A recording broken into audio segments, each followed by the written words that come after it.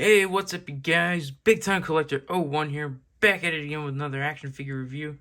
And today, we'll be taking a look at the DC Multiverse McFarlane Collector's Edition Wonder Woman. Finally, a classic Wonder Woman to put in our Justice League display, or just in general. It's been a while.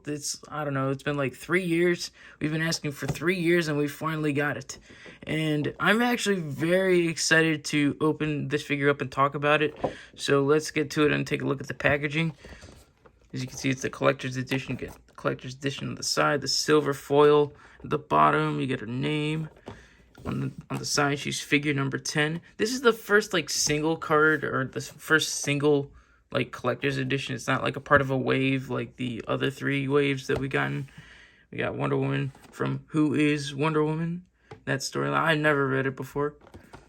Here's a barcode if you want to find her. I got her from the McFarlane toy store. I pre-ordered her right away when I saw the pre-order go up.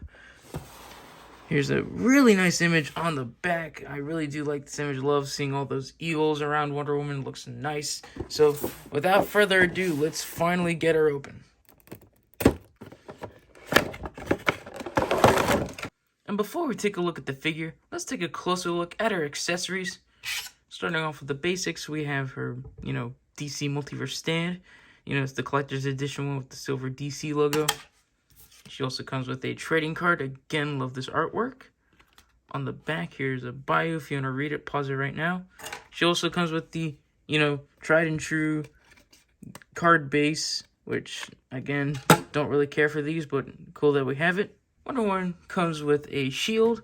Looks nice. This looks really cool. I do like the silver and gold. This is just a reuse of the Endless Winter shield. This came with the gold label one. But this one's so much better. This just looked odd. The color, the yellow they chose, this mustard yellow, made it look like a cookie. But this looks so much better. You get the straps on the back. This looks really cool. In fact, all of her weapons are reused from the Endless Winter Wonder Woman. Both versions, as you can see, they're the same thing. But I do like the paint that they've added with these. I like the gold. And I think the silver is casted. I don't think it's painted, but the gold is definitely painted. Definitely looks better than than this mustard yellow that they used. Definitely looks better than that. And then she also comes with a lasso, which is cool that it's an actual like rope, like it's a golden rope, but I really don't care for like a golden rope. It just dangles. That's it. It's not bendy wire or anything. It's just rope. I would have preferred like a pre-posed lasso, like one like this, and then one coiled up, because she does have a loop on her belt for a lasso, and this just looks better than wrapping this around. It's just, I don't know. I would have preferred this because it actually holds a pose. Another one, of course, comes with gripping hands. She has to hold her weapon somehow, but you can pop these out. And she also comes with these pairs of fists, which is really cool. I'm glad that they included 2 fists. We can also pop these out. And she also comes with these open hands, which is awesome. I did not see this coming when I first, saw this announcement. I'm very happy that she comes with these open hands. I love it when a figure comes with open hands. It just adds so much more expression to your posing, and I think it just should be the minimum. The figure should come with at least 2 pairs of fists and 2 pairs of open hands, and of course gripping hands if they have something to hold. Now let's take a closer look at Wonder Woman. Starting off with her head, this is a beautiful head sculpt. I really do like it. They did a really good job on the makeup on her face. You can see, she's got some shadows on her eyes and some lipstick. And I love the tiara. I love how it's painted. You get that metallic gold.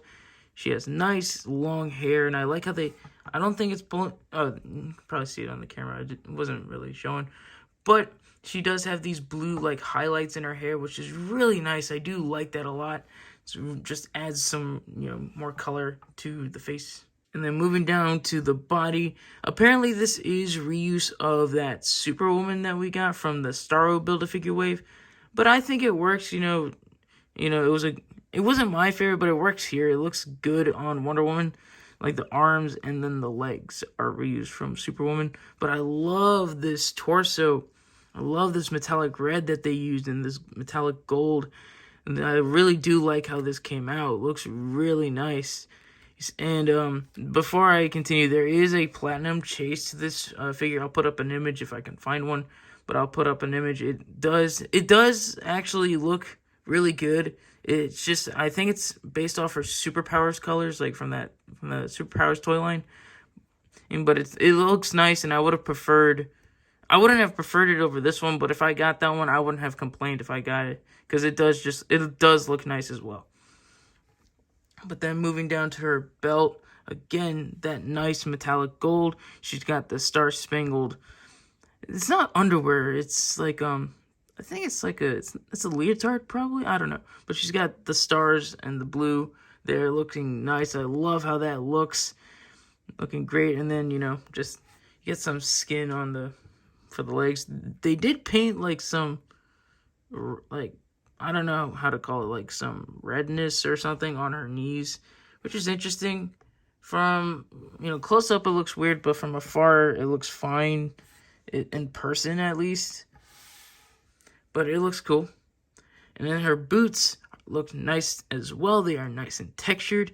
The one thing that I don't like, but it doesn't necessarily bother me, is that they didn't continue the white line on her ankle joint. So it just looks odd that it's broken up like that. But it's not a deal breaker or anything. It's just something weird. Now, moving on to her articulation. Starting off with her head. She can look down that much. She can look... Yeah, she can't really look up all too well due to the hair. But you do get barely any tilt. And you can, turn her head all the way around. Shoulders move up that much, they move down, they rotate 360. She's got a bicep swivel, double jointed elbows, and McFarlane wrist balls that hinge and rotate. She has a dumbbell joint in her waist. She can crunch forward that much. She can crunch back a lot, which is really nice. You can get some tilt and rotation as well. Her leg can kick out that much. You can actually kick a little higher. Can kick backs, and that's actually a lot. It's more kickback than we see with a lot of DC Multiverse figures. And yeah, no real upper thigh rotation. Double jointed knees and ankles that move down, up. They do rotate and have ankle pivot. And she has toe articulation. Measuring Wonder Woman out, she comes to around 7.5 inches tall. Here she is next to some other McFarlane Wonder Womans. We have the Flashpoint Wonder Woman and then the Endless Winter Wonder Woman. And geez, it took us a while to get this classic one, so I'm very glad to have it now. And here she is next to at least some of my Justice League members. We have the Rebirth Martian Manhunter, the Nightfall Batman, the Hush Superman, and then the Flashpoint Flash. And she looks good with them. I really do like how all of these look.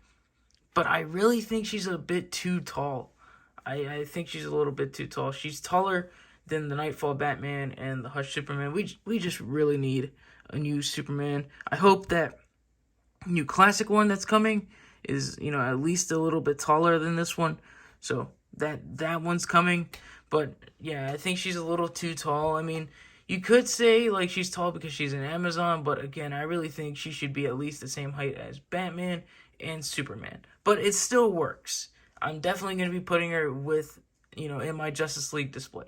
That's for sure. So I'm very happy to have like a full-on McFarlane display. And then here she is next to another Justice League member I have. We have, the Endless Winter John Stewart Green Lantern.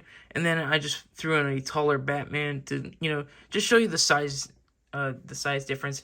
We have the Three Jokers Batman. And as you can see, I really think this scales better, with this Wonder Woman, the Three Jokers Batman.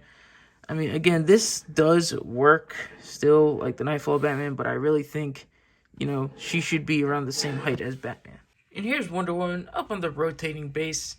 And I have to say, this figure is really cool. I really do like it. We've waited so long to get this, regular comic book version of Wonder Woman. So, again, very happy to have it in my collection. very, very excited that, to add her with my other Justice League members. But I really hate to say this.